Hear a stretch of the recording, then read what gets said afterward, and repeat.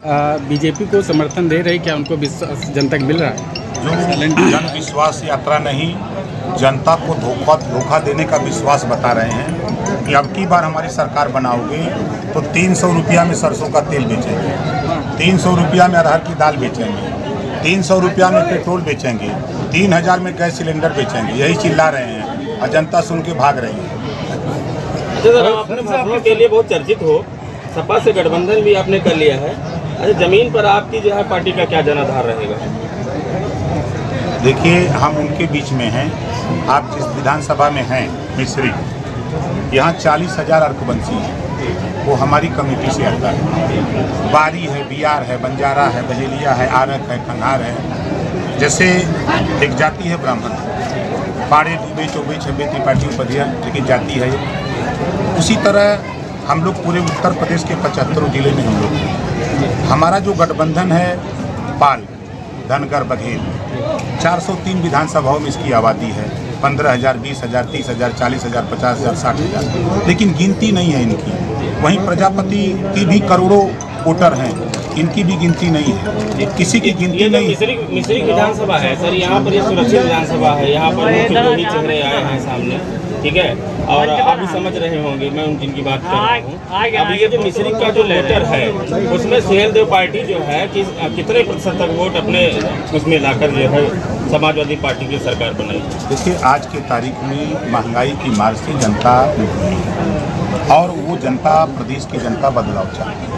वो जाति धर्म से ऊपर उठ करके, मजहब से ऊपर उठ करके लोग वोट देने के लिए व्याकुल हैं कि जल्दी से जल्दी सरकार की विदाई हो जाए।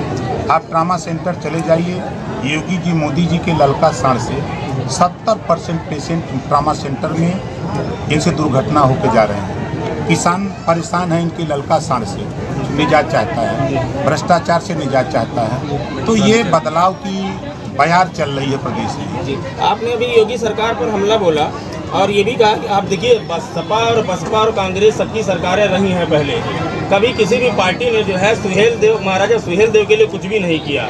लेकिन भारतीय जनता पार्टी ने बहराइच के अंदर महाराजा सुहेलदेव का स्मारक बनवाया और वहाँ का जो मेडिकल कॉलेज था उनका भी नाम महाराजा सुहेलदेव सिंह के नाम पर रखा गया। और आपने भी शायद उसका विरोध भी किया था। मैं विरोध नहीं किया। देखिए, इसके पहले भाजपा की सरकार थी, क्यों नहीं किया? ओम प्रकाश राजभर, आप भी बेहतर जान रहे हैं कि जब से भारतीय समाज पार्टी बना करके मैं समाज में हूँ, जिस तरह मान्यवर कांसीराम जी जब देश में नहीं आए थे उत्तर प्रदेश में, तो बाबा साहब डॉक्टर अम्बेडकर के जानने वालों की संख्या 5%। लेकिन जब मान्यवर कांसीराम जी आए तो आज पूरे दुनिया में बाबा साहब डॉक्टर अम्बेडकर को जानते हैं, जय भीम का नारा गूंजने लगा। उसी तरह जब हमने महाराजा सुहेलदेव जी को, महाराजा सल्ली सिंह को, जो हमारे पूर्वज हैं, उनको लेकर के जब मैं मैदान में आया तो जय जय जयकार जब हमने शुरू किया पूरे देश में, तो सबसे पहले हमने मऊ की धरती पर एक कार्यक्रम किया था जिसके रामदत्त त्रिपाठी BBC लंदन के संवाददाता यूपी के, उन्होंने इस बात को टिप्पणी किया, वो बात आज उजागर हो रही है। तो जब हमने शुरू किया तो उन्होंने महाराजा सुहेलदेव की मूर्ति लगाने की घोषणा ही नहीं, आपने देखा सुहेलदेव एक्सप्रेस की घोषणा की है। उन्होंने हमको कमज़ोर करने के लिए कि सुहेलदेव दब जाए, राज्यसभा बनाया, उन्होंने मंत्री बनाया, विधायक बनाया।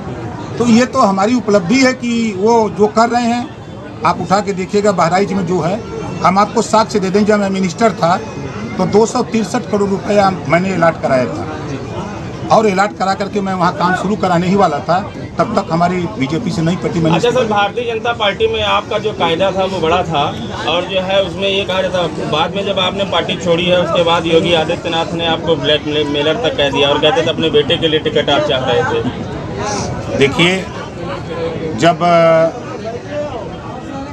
कुछ नहीं मिलता है तो कुछ भी कहा जा सकता है।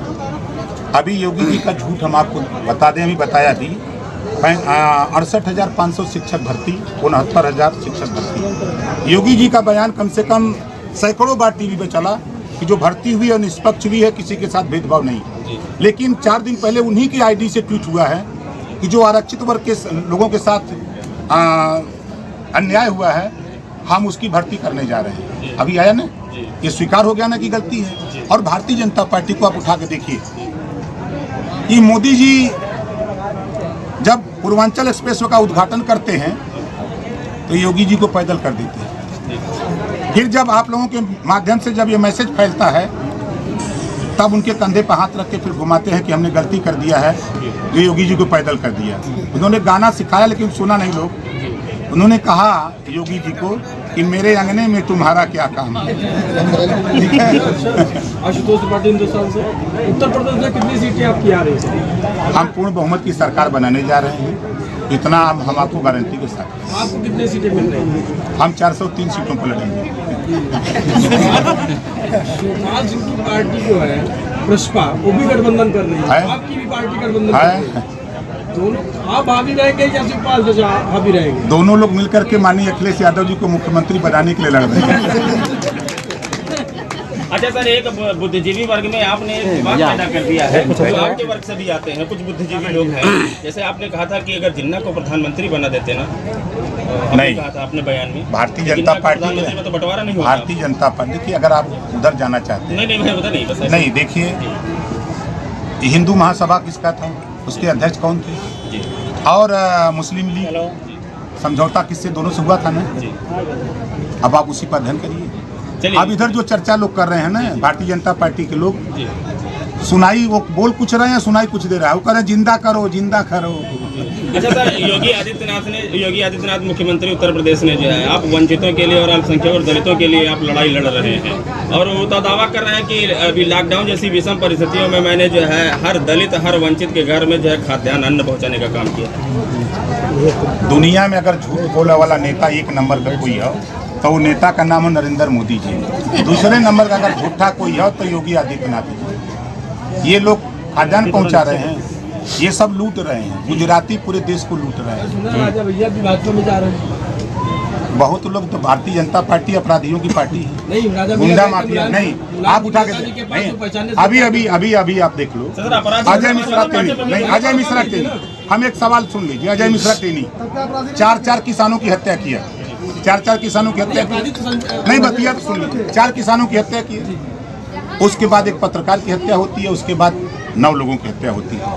भारतीय जनता पार्टी में जितना बड़ा अपराधी होगा उसको उतना बड़ा इनाम मिलेगा। आप उठा के देखिए, आप उठा के देख लीजिए, ब्राह्मण सम्मेलन हो रहा है जेपी नड्डा के नेतृत्व में दिल्ली, और अजय मिश्रा टेनी को इनाम मिलने जा रहा है कि पूरे प्रदेश के ब्राह्मण नाराज हैं, उनको खुश करने के लिए अब आप जाओ निकलो, आज उनको जिम्मेदारी दी जाएगी दिल्ली में। अच्छा सर, ब्राह्मण वोटों को आप लोग किस तरीके से ब्राह्मण वोटों को अपने हक में? ब्राह्मण किसी के मुट्ठी में नहीं है। ब्राह्मण समाजवादी पार्टी ने अपने शासनकाल में कहा था कि परशुराम की बहुत बड़ी मूर्ति बनवाएंगे, आज तक नहीं बना पाए, शासन भी रहा। शासन में बनाएंगे ना, आएगा शासन तब नहीं सर, जब उनकी सत्ता थी तभी नहीं तब नहीं था अखिलेश यादव ने। हम तो अभी जब ये जंग छिड़ा था तो हमने साफ साफ कहा कि ब्राह्मण किसी के मुट्ठी में नहीं है, ये खुद समझदार कौम है, ये अपना भला चाहती है। 17 साल के निर्दोष बच्चे का इनकाउंटर योगी जी ने कराया, 500 ब्राह्मणों का इनकाउंटर हुआ, 2 दिन बेटी साथ विदाई होके आती है, वो अभी भी जेल में है। एक ब्राह्मण की हत्या हुई और देश से अंग्रेज चला गया। आप सत्ता में आएंगे, ब्राह्मणों के लिए क्या करेंगे? जितनी जिसकी हिस्सेदारी उतनी उसकी भागीदारी।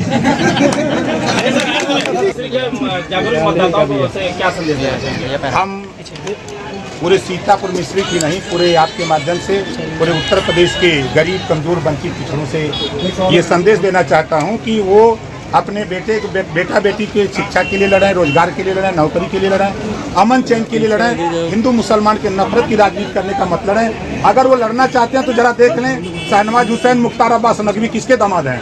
भारतीय जनता पार्टी के दामाद हैं।